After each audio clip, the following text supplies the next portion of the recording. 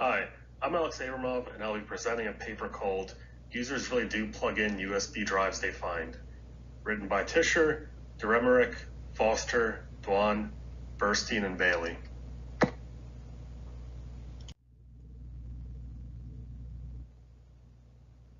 Here's an overview of the topics that will be covered during this presentation. The paper mainly focuses on an experiment conducted at the University of Illinois campus, in which the researchers want to see if people will actually plug in random USB devices they find. This presentation will cover the background explaining the motivations for the experiment and prior related work into this topic. I will also cover threats associated with plugging in USB drives and current attacks that have happened.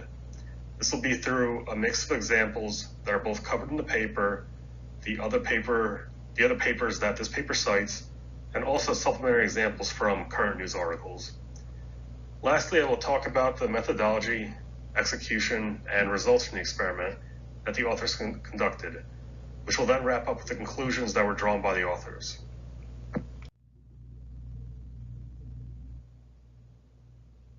This paper aims to investigate what percentage of people would pick up a random USB drive laying around and plug it into a computer.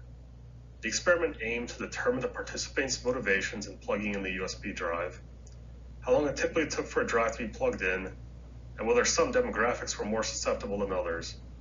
By this, the researchers wanted to see how risk-averse their sample population was and try to correlate it to the general population. This was done in order to see the likelihood that the average person would plug in a USB drive. Prior information and research on this topic was mostly anecdotal, in that users actually would plug in USB drives that they would find, but there's no information about how security aware those users were, what their motivations or thought process was, or an actual true percentage of people who would plug in a USB drive.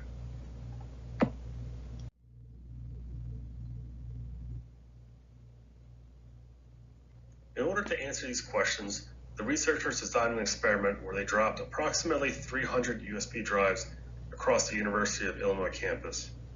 The contents of these drives had files that looked like resumes, vacation photos, confidential information, and other similar names that would look enticing to someone who was looking through the USB drives.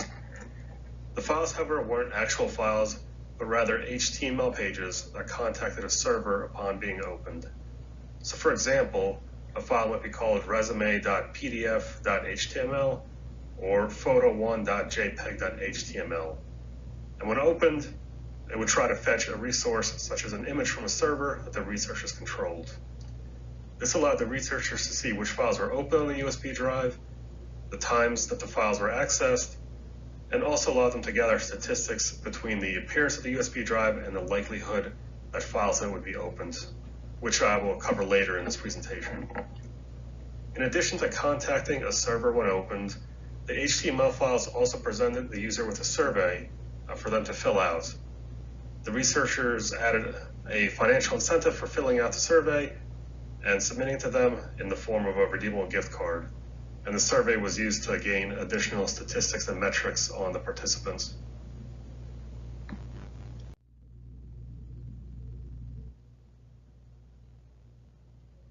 As I mentioned before, prior to this study, most of the literature on this topic mostly consisted of anecdotal evidence. There were some experiments or surveys that were performed prior to this one, but the authors of this experiment felt that they did not paint the entire picture in answering what type of people plug in random USB drives and what their motivations are for doing so. The authors specifically mentioned a study performed by CompTIA in which 200 USB drives were dropped in what they called high-traffic public spaces, such as workplaces. The CompTIA experiment was similar to this one in that the USB drives contained email addresses or trackable links, but the CompTIA study was lacking insight into participant motivations and how representative these participants were of the actual general public.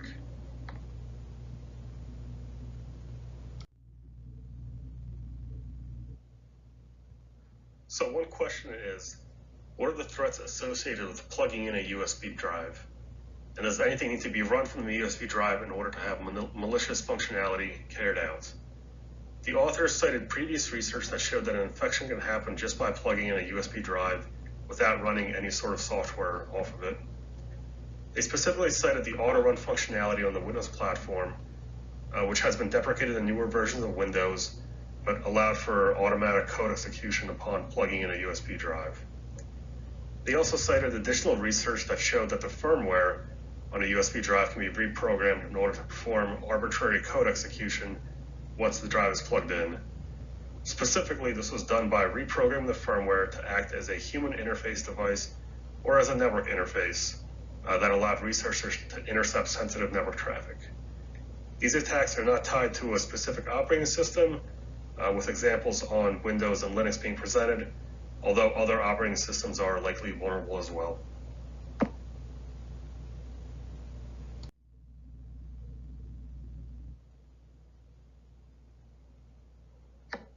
Given that a malicious USB drive can execute arbitrary code, the behavior can be anything that an attacker chooses. An attacker can install ransomware on a network. The malicious program can be a bot with the goal of spreading and making the infected hosts part of a botnet. It could be cryptocurrency miners, or it could be espionage software to steal and exfiltrate confidential data from the network. The USB attack vector makes it more difficult to pinpoint the source of the infection, and if a pluggable USB drive is physically present on any computer in a network, it becomes difficult to proactively prevent, since the only required step to installing the malware would be to plug in an infected USB drive.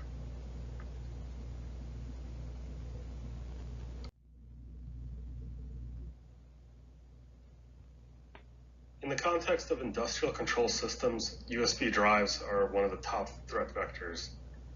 Some industrial systems were believed to be safe due to being in an air gap where they did not communicate with the outside internet, but recent stories of infections to air gap networks prove that the assumption to be false.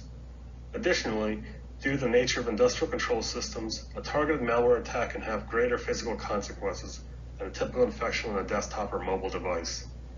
One of these examples is Stuxnet, which is a malicious computer worm that was installed on the Natanz uranium enrichment plant in Iran.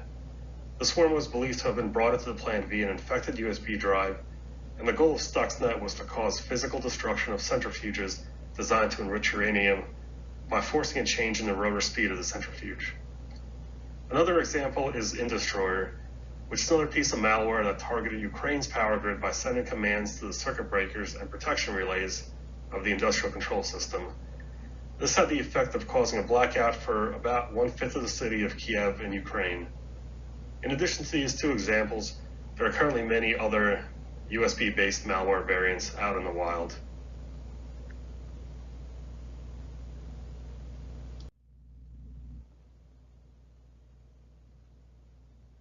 These variants run the gamut in terms of their purpose and can steal credentials, trade secrets, or generally disrupt service of an industrial control system or a general computer network. In this slide, I've created links to several examples covering the spectrum.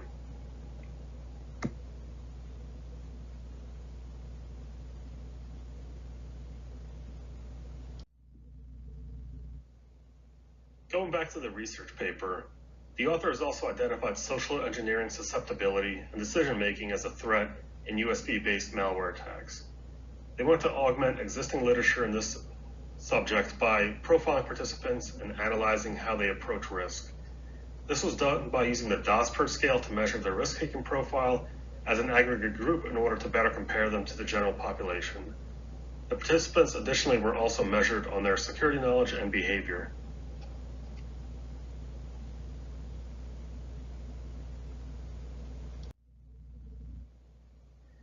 The authors wanted to vary several factors during the experiment and see if any of them had an effect on the overall percentage of users who would plug in a USB drive. They tried to vary the geographic location where the USB drives were dropped, ranging from parking lots, hallways, common areas, and so on. The researchers also wanted to see if people would be more enticed to pick up USB drives that had different appearances. Specifically, they left some USB drives with keys attached or drives with their return address labeled on them.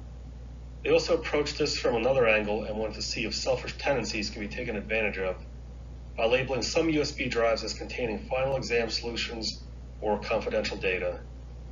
Lastly, they varied the time of day.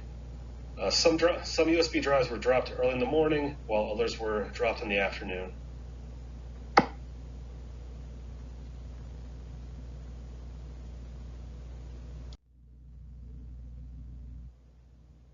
In order to gather meaningful statistics, the researchers focused on several factors with regard to participant information and motivation. This was done by asking participants to fill out the survey that was presented to them when they clicked on and opened a file on the USB drive. The factors are listed here and include demographic information, such as age, sex, and level of education, the participant's affiliation with the university conducting the experiment, whether the participant had any previous knowledge on whether the experiment was being carried out or not, and their motivation for why they plugged in the USB drive, and as well as whether the appearance of the drive had any sort of impact in their decision making. There were other metrics captured, such as computer expertise and behavior. The risk attitudes of the participants were also evaluated on the DOSPER scale. And finally, the internet usage of the participants was used as a final metric.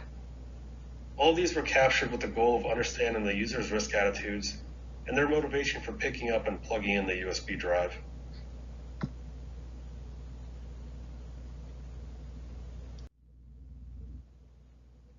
Having defined what metrics the authors wanted to capture and what variables they wanted to measure, the researchers began the experiment.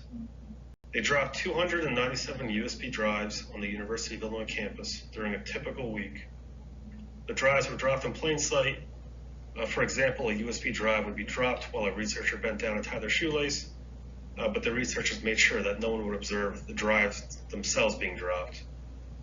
After the drive was dropped, the researchers came back to the site and periodically checked on whether the USB drive was there or not.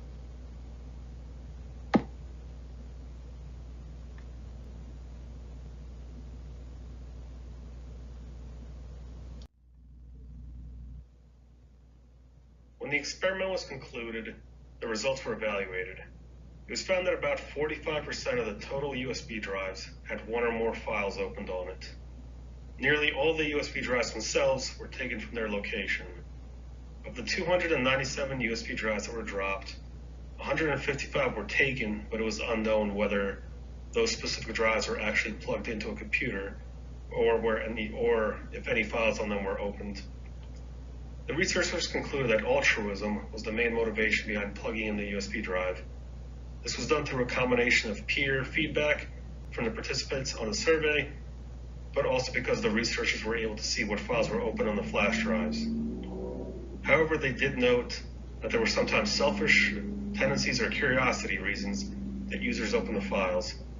For example, some users chose to open files whose names mimicked vacation photos, which would obviously have no contact information associated with them, instead of files such as resumes, which would have had a phone number or other additional contact information.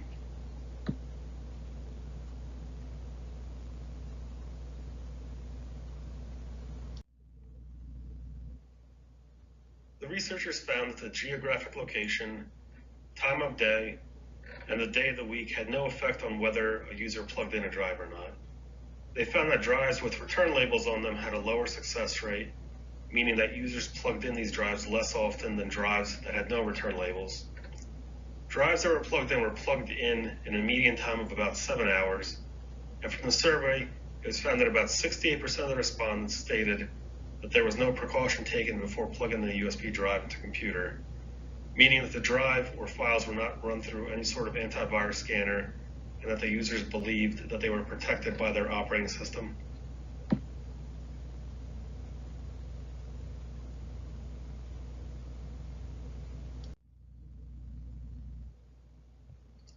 To summarize, the researchers found that between 45 and 98% of dropped drives were connected to a computer. This is a wide range and is derived from the fact that 45% of users did for a fact plug in a drive and open at least one file, while an additional 53% of USB drives were taken from the location, but it's unknown whether they were plugged in or not.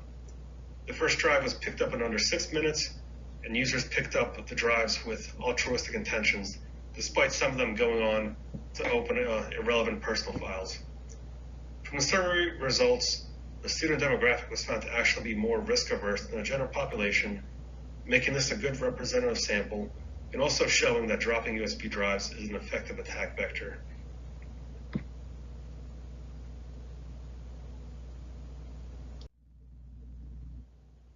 That concludes concludes this presentation.